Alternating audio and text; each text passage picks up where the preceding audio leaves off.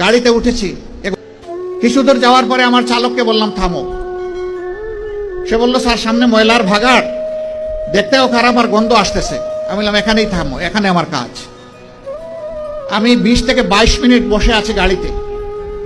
মাঝে মাঝে সেও আমার মুখের দিকে একটু ঘুরে তাকায়, আমার পাশে বসে একজন সহকর্মী তিনিও তাকান। তারা বুঝতে পারছেন না যে কেন এই জায়গাটায় আমি দাঁড়িয়ে আছি, কিছু বলছিও না করছিও না। ওই সময়টা পরে গাড়ির দরজা খুলে বের হলাম, তখন এই জল্লাদের শাসন চলতেছে বাংলাদেশে 2015 সাল। আমার সঙ্গী আমাকে বললেন আপনি গাড়িতে বসেন, কি করতে হবে আমাকে বলেন, আমি সেরে আসি। আমি বললাম better you come with me, আপনিও আসেন আমার সাথে আসেন। দরজা খুলে পিছনের দিকে হাঁটা শুরু করলাম। ড্রাইভার বলতেছে স্যার গাড়ি ব্যাক করি। আমি না, এখানে থাক। একটা খাবারের দোকানে গিয়ে ঢুকলাম, কিছু খাবারের প্যাকেট নিলাম, পানি নিলাম, নিয়ে আবার এসে গাড়িতে বসলাম। এবার চালক বলতেছে স্যার যাই। আমি বললাম না, আমার কাজ শেষ হয়নি। 5-7 মিনিট পরে আমি গাড়ির দরজা করে আবার নামলাম। সঙ্গীকে বললাম ভাই এই প্যাকেটগুলো নেন, আসেন আমার সাথে, আমিও কিছু নেই আপনিও কিছু নেন। গিয়ে ওই ময়লার ভাগাড়ের কাছে হাজির হলাম। ততক্ষণে একদল লোক যারা এই ময়লাগুলা বেলচা দিয়ে ডাম্পিং ট্রাকে উঠিয়ে শেষ করেছে, এখন বেলচা ছুঁড়ে ওখানে ফেলে দিয়েছে। তাদেরকে গিয়ে সালাম দিলাম। 5 জন লোক আসসালামু আলাইকুম, জবাব দেয় না, মুখের দিকে তাকায়। আবার সালাম দিলাম আসসালামু আলাইকুম, এবারও জবাব পেলাম না, আবার মুখের দিকে তাকায়। এরপরে বললাম কি ভাই আপনাদের মধ্যে কি কেউ মুসলমান আছেন? একজন ভীষণ রাগ করে বলল আমি শুধু মুসলমান না, বাকি ওরা তো সব মুসলমান, তো জবাব দেয় না কেন? কোনো সমস্যা নাই, আবার সালাম দিচ্ছি আসসালামু আলাইকুম। এবার সবাই সমস্যারে জবাব দিল ওয়ালাইকুম আসসালাম।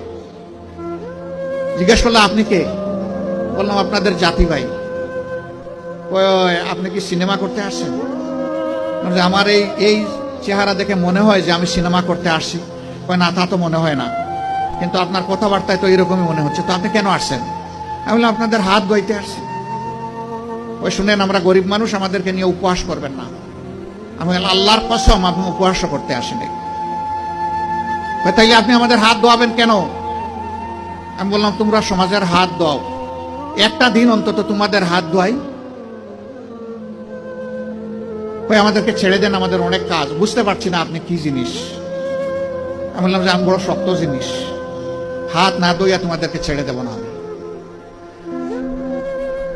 রোদের মধ্যে ঘামতেছে, একজন রাগ করে বললো এই দে, উনার এত শখ জাগছে, দে হাত দে, আমারটা আগেই দিচ্ছি। তো উনি হাত দিল, আমি ধোয়াই ঠোয়া খসলাইয়া পরিষ্কার করে বললাম ভাই অনেক শুক্রিয়া তোমাকে। একজন একজন করে হাত দেয় আর খিলখিলাইয়া হাসে। আমার ধারণা আমাকে দেখে মনে করছে পাবনার হেমায়েতপুর থেকে ছুটে আসা কোনো পাগল ছাড়া আর কিছু হবে না। হাত ধোয়ানো শেষ। এবার আমার 2 সঙ্গীকে বললাম যে একটু খাবারের প্যাকেটটা দেন। বললাম না না এগুলো লাগবে না। কেন লাগবে না ভাই?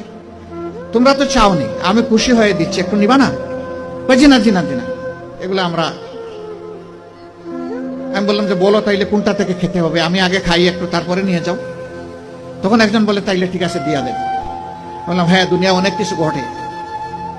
হাতে নিল, নেওয়ার পরে একজন একটু দীর্ঘ শ্বাস ফেলে বলল তাহলে আমরাও মানুষ। আমি বললাম কেন এই কথা বললেন কেন? জি না, আপনাদের মতো মানুষেরা আমাদেরকে মানুষ বলে না, বলে আমরা সুইপার, বলে আমরা মেথর। আমাদের কাছে কেউ দাঁড়াইতে চায় না, কোন রাস্তা দিয়ে আমরা হাঁটলে মানুষ সরে যায়। সমাজের মানুষ আমাদেরকে অচ্ছুত মনে করে, এদেরকে ছুইলেই জাত যাবে।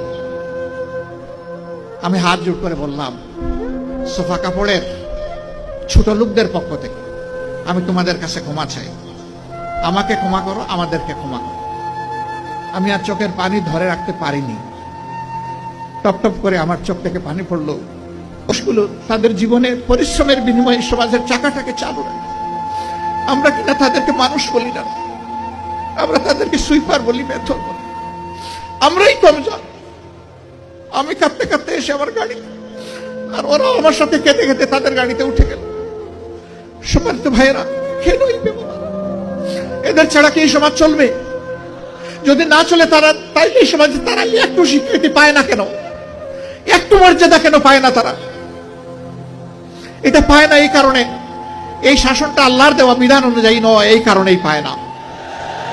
যদি আল্লাহর দেওয়া বিধান অনুযায়ী পাইতো তাহলে ওরাও নিজেদেরকে সম্মানিত মনে করত, তাদের মুখ দিয়ে এই কথা বের হয়ে আসতো না। যাক, আজকে বুঝতে পারলাম যে আমরাও মানুষ।